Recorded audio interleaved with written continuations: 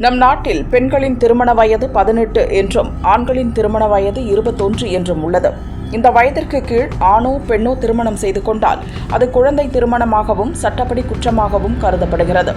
இதை தடுக்க மத்திய அரசால் 2009ஆம் ஆண்டு முதல் குழந்தை திருமண தடை சட்டம் அமல்படுத்தப்பட்டுள்ளது. தமிழக அளவில் அதிக குழந்தை திருமணங்கள் நடக்கும் மாவட்டங்களில் கோவை மாவட்டமும் ஒன்று. பெரியநாயக்கன்பாளையம், காரமடை வட்டாரங்களில் தலா 15 குழந்தை திருமணங்கள் கடந்த ஆண்டு நடந்துள்ளன. கோவை மாவட்டத்தில் மட்டும் 37 குழந்தை திருமணங்களை தகவலின் பேரில் மாவட்ட சமூக நலத்துறையினர் தடுத்து நிறுத்தியுள்ளனர். அதே சமயம் 97 குழந்தை திருமணங்கள் நடந்து வழக்குகள் பதியப்பட்டன. இந்த ஆண்டு பிப்ரவரி மாதத்தில் 17 குழந்தை திருமணங்கள் நடந்துள்ளன. 12 குழந்தை திருமணங்கள் தடுத்து நிறுத்தப்பட்டுள்ளன. மக்களிடம் விழிப்புணர்வு ஏற்படுத்தினாலும் குறிப்பாக கிராமப்புறங்களில் இத்திருமணம் அதிகமாக நடப்பது வேதனைக்குரியது. இதனால் அதிகம் பாதிக்கப்படுவது பள்ளி படிப்பை முடிக்கும் மாணவியர்தான். அவர்களது எதிர்காலம் சிதைவதுடன் உடல் நலமும் பாதிக்கப்படுகிறது. அதை எவ்வாறு தடுக்க வேண்டும் என்பதை பற்றி இந்த வீடியோவில் பார்ப்போம்.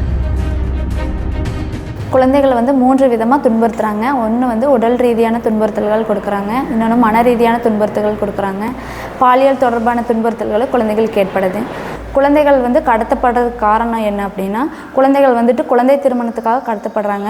குழந்தைகள் குழந்தை தொழிலாளர் சம்பந்தமான விஷயங்களுக்காக கடத்தப்படுறாங்க. குழந்தைகள் பாலியல் செயல்களுக்கு குழந்தைகளை கடத்துகிறாங்க, பிச்சை எடுப்பதற்காக கடத்துகிறாங்க. குழந்தை திருமணத்தால் குழந்தைகளுக்கு என்னென்ன பாதிப்புகள் ஏற்படுது அப்படின்னா, குழந்தைகள் பேறு காலத்தில் அவங்களுக்கான குழந்தை பிறப்பதற்கான வாய்ப்புகள் கம்மியாகுது. குழந்தைகள் உடல் எடை கம்மியாக குழந்தை பிறக்கிறதுக்கு வாய்ப்பு இருக்குது. மன வளர்ச்சி குன்றிய குழந்தையாக பிறக்கிறதுக்காகவும் வாய்ப்பு இருக்குது. இப்போ எதுக்காக நம்ம இதை சொல்லிகிட்ருக்கோம் அப்படின்னா, குழந்தைகள் கடத்தல், குழந்தைகள் பாலியல் வன்முறைகள் இப்போ அதிகமாக நடக்கிறதுக்கு காரணம் என்ன அப்படின்னா, மே ஏப்ரல் மாதங்களில் கோடைக்கால பள்ளி விடுமுறை காலங்களில் குழந்தைகள் வீட்டில் தனியாக இருப்பாங்க. குழந்தைங்களுக்கு பாதுகாப்பு குறைவாக இருக்கும். பெற்றோர்கள் வேலைக்கு செல்வதன் காரணமாக குழந்தைகள் வீட்டில் தனியாக இருப்பதனால் பாலியல் குற்றங்களுக்கு உள்ளாக்கப்படுகின்றனர். அதனால் நம்ம குழந்தைகளுக்கு கடத்தல் அல்லது பாலியல் துன்புறுத்தல்கள் ஏற்படும் பட்சத்தில் அருகில் உள்ள பாலின வள மையத்தை அணுகவும். பாலின வள மையத்தோட லேண்ட்லைன் நம்பர் 042542985881.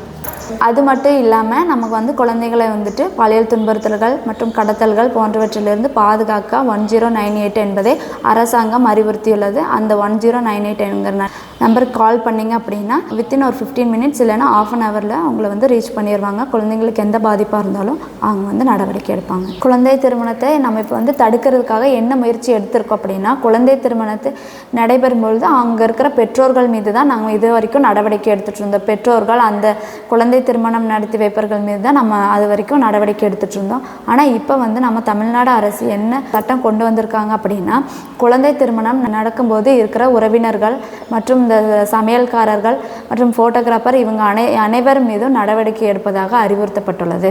இதன் மூலமாக குழந்தை திருமணம் குறைவாக வாய்ப்புள்ளது.